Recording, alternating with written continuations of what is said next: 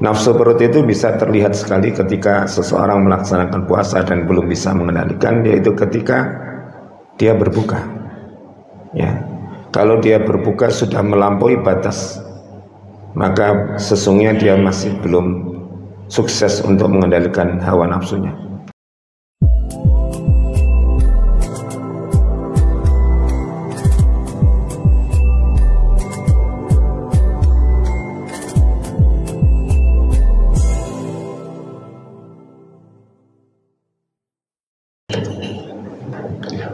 Assalamualaikum warahmatullahi wabarakatuh.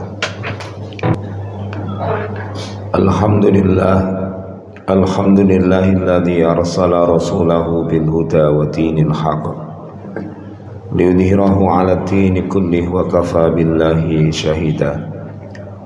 Asyhadu an la ilaha illallah wahdahu la syarika lah wa asyhadu anna Muhammadan 'abduhu wa rasuluhu la nabiyya wa la rasula ba'da. Allahumma salli wa sallim wa barik ala 'abdika wa rasulika Muhammadin wa ala alihi wa ashabihi ajma'in. Fa ya ibadallah usikum wa iyaya bitaqwallah faqad fazal muttaqun. Qala Allah Ta'ala fi kitabil karim ya ayyuhalladzina amanu taqullaha haqqa tuqatih wa la tamutunna illa wa antum muslimun. Wa qala aidan ya ayyuhalladzina amanu taqullaha wal tanzur nafsum ma qaddamat lighad wattaqullaha innallaha khabirum bima ta'malun. Amma ba'du. Masyarul muslimin, sidang salat Jumat Jamaah Masjid Ukhuwah Islamiyah yang berbahagia.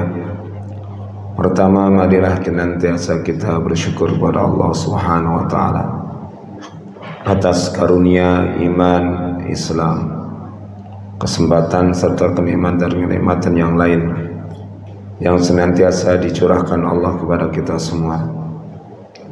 Khususnya di hari ini kita melaksanakan siam Ramadan dalam keadaan sehat walafiat. Dan tak lupa marilah kita senantiasa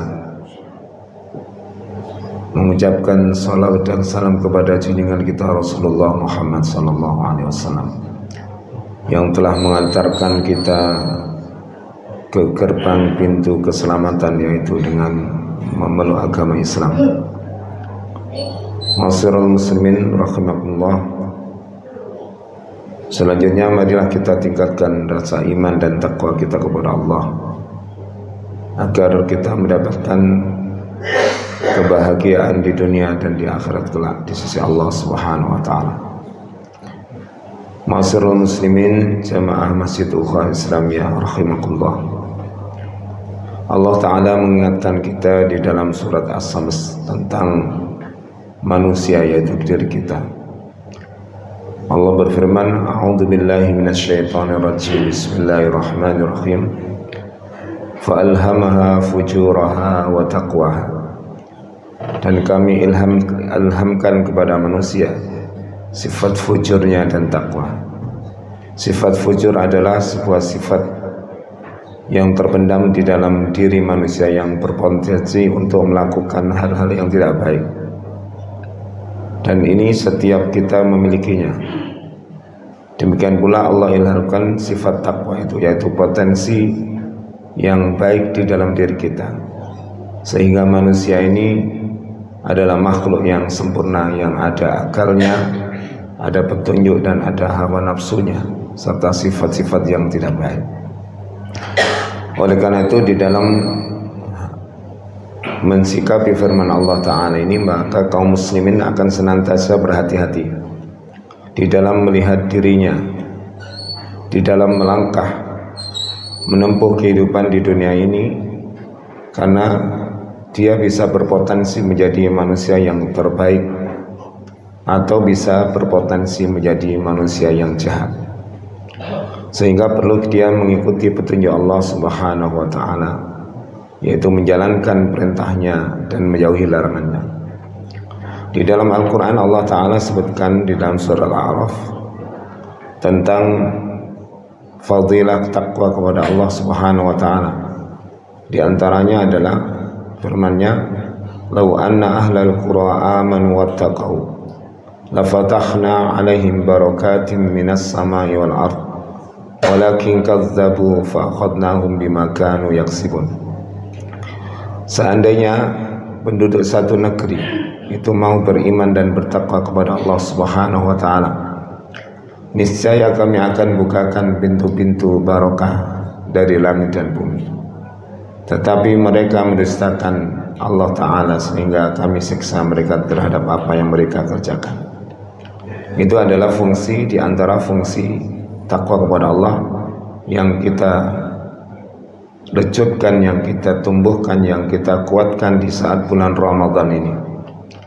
Kemudian Allah juga mengingatkan bagaimana bahaya manusia memperturutkan hawa nafsunya. Di dalam Al-Quran disebutkan, "Zaharal fasadu fil barri wal bahri bima kasabat aydin nas." Telah nyata kerusakan di bumi, fil barri wal bahri, di darat dan di lautan, bima kasabat aydin nas, disebabkan oleh ulah manusia. Itu orang-orang yang senantiasa memperturutkan hawa nafsu. Maka puasa ini mengajarkan kita untuk mengendalikan hawa nafsu dan menundukkan hawa nafsu kepada Allah Subhanahu wa taala. Di antaranya nafsu yang ditundukkan oleh Allah taala melalui puasa, pendidikan puasa ini adalah nafsu amarah.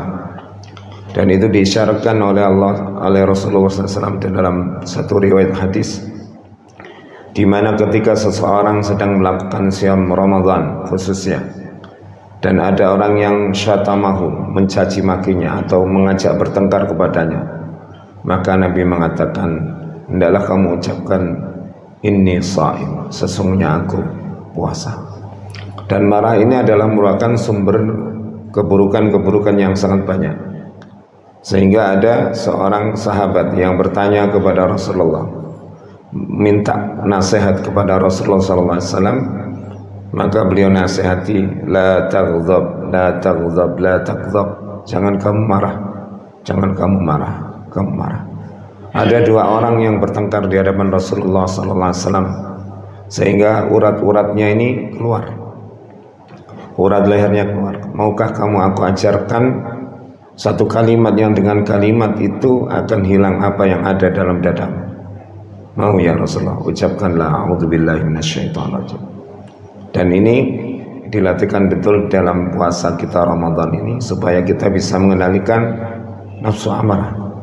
Karena banyak orang itu yang perutnya lapar, badannya capek, marah. Tapi kita dilatih perut lapar, badan capek, haus, dilatihkan untuk senantiasa bersabar di dalam melaksanakan perintah-perintah Allah Subhanahu wa taala. Kemudian yang kedua, ma'asyiral muslimin, adalah nafsu syahwat. Ini dikendalikan di dalam puasa Ramadan. Ya, jadi seseorang yang setiap orang diberikan oleh Allah Ta'ala nafsu syahwat ini, yaitu nafsu yang menyenangi lawan jenis.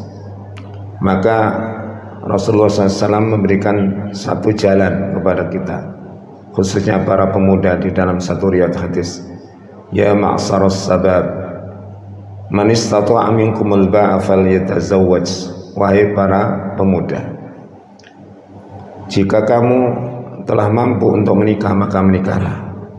Fa innahu aghaddu lil basari wa ahsanu lil fars. Karena menikah itu akan menundukkan pandanganmu, ya, dan menjaga kemaluanmu. Fa illam yastati, maka jika dia tidak mampu, maka fa'alaihi bisyam, hendaklah dia melakukan puasa. Jadi sumber hawa nafsu, kekuatan nafsu ini adalah dari makanan dan minuman yang kita makan, terutama makanan yang haram. Ini akan mengajak orang kepada nafsu-nafsu yang merusak. Dan Allah Ta'ala menceritakan tentang hal ini di dalam surat Yusuf, di mana ketika itu Nabi Yusuf digoda oleh Zulaikha, dan beliau mengatakan, wa ma ubarri'u nafsi, dan aku tidak menganggap lepas dari kesalahan. Innan nafsa la'amaratun bisu, sesungguhnya nafsu syahwat itu akan mengajak orang kepada keburukan. illa ma rahima rabbu, kecuali nafsu yang dirahmati Allah. Bapak-bapak sekalian rahimakumullah, bisa melihat bagaimana efek apabila nafsu syahwat ini dituruti. Banyak kasus-kasus besar yang sudah menyeret tokoh-tokoh yang hebat lantaran tidak bisa menahan nafsu syahwatnya ini.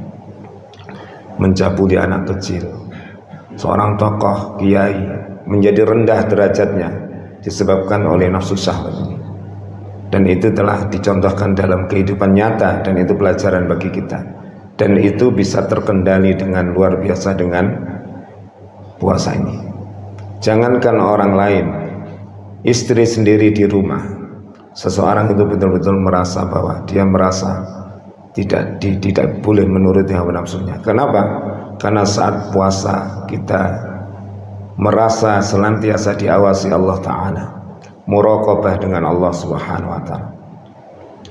Yang berikutnya yang harus dihindari di dalam atau nafsu yang dikendalikan adalah nafsu makan dan minum, atau nafsu perut.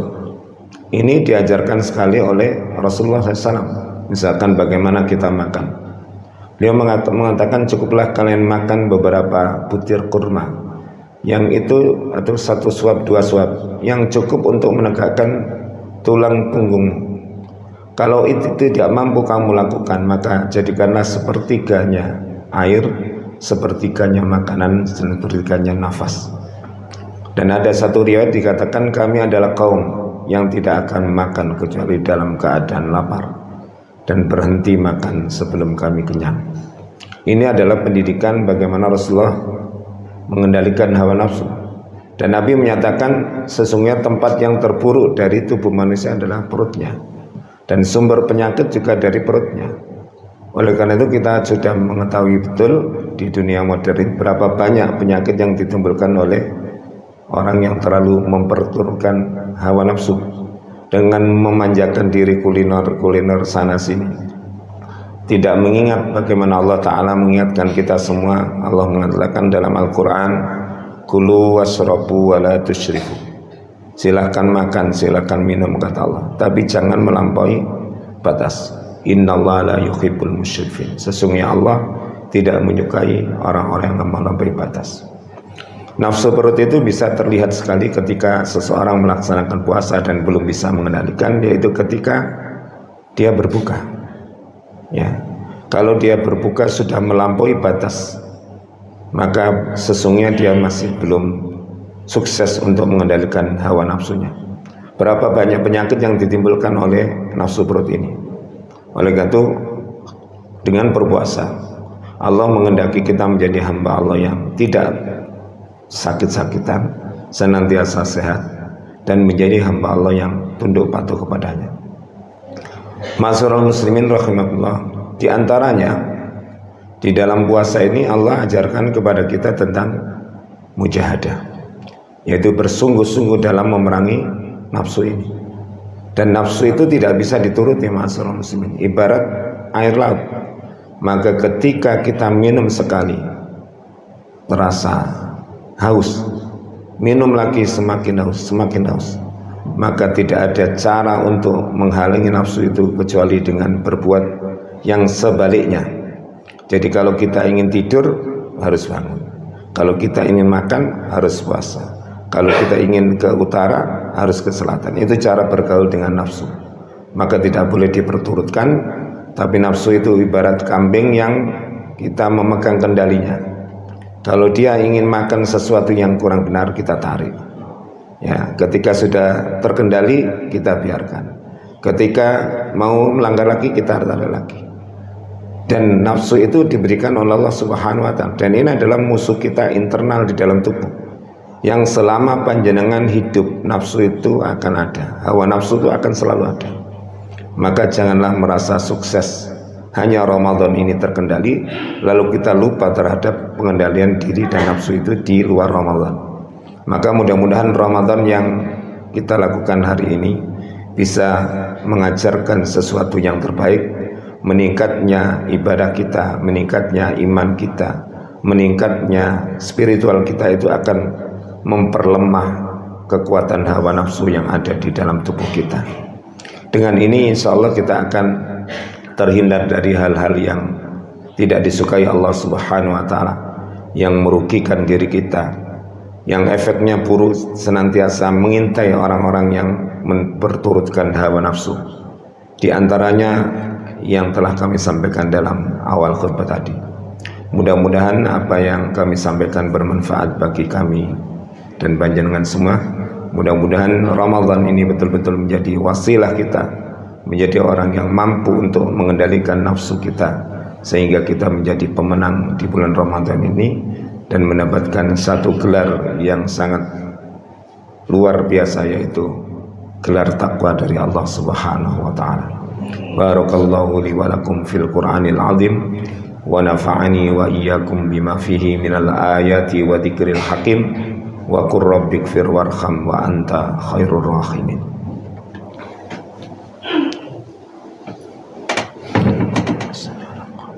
Allahumma shalli wa sallim ala sayyidina Muhammadin wa ala ali sayyidina Muhammad.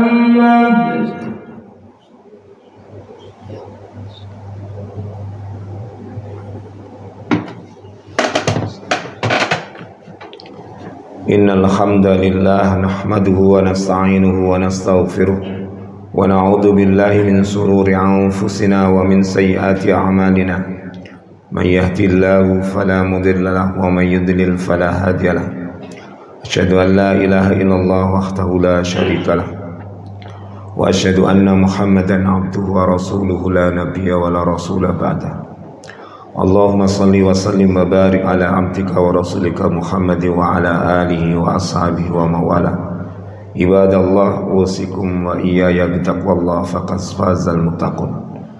Ma'asyiral muslimin rahimakumullah, marilah kita senantiasa bergembira, senang dan bersyukur pada Allah dengan diberikan nikmat untuk menjalankan puasa tarawih dan serangkaian ibadah di bulan Ramadan, karena ini merupakan bentuk pendidikan yang terbaik yang bisa kita ambil dari pendidikan Rasulullah Sallallahu Alaihi Wasallam.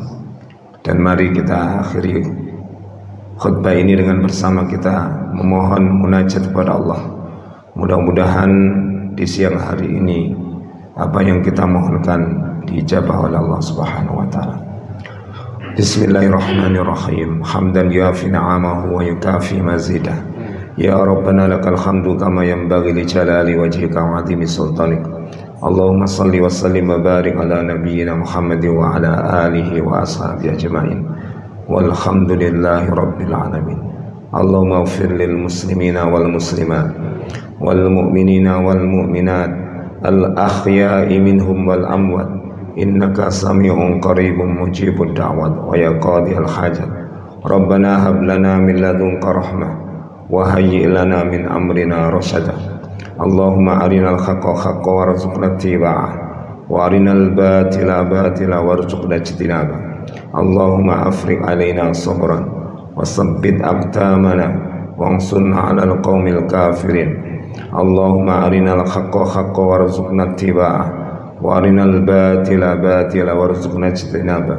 Allahumma inna nas'aluka min khairi ma sa'alaka 'abduka wa rasuluka Muhammadin sallallahu alaihi wasallam wa na'udzu bika min syarri ma istaka minhu 'abduka wa rasuluka Muhammadin sallallahu alaihi wasallam wa antal musta'an wa 'alaikal balagh wa la haula wa la quwwata illa billahil 'aliyyil 'azim. Rabbana hab lana min ladunka rahmah wa hayyi lana min amrina rasyada. Rabbana atina fid dunya hasanah wa fil akhirati hasanah wa qina adzabannar. Wa sallallahu ala Muhammad walhamdulillahi rabbil alamin.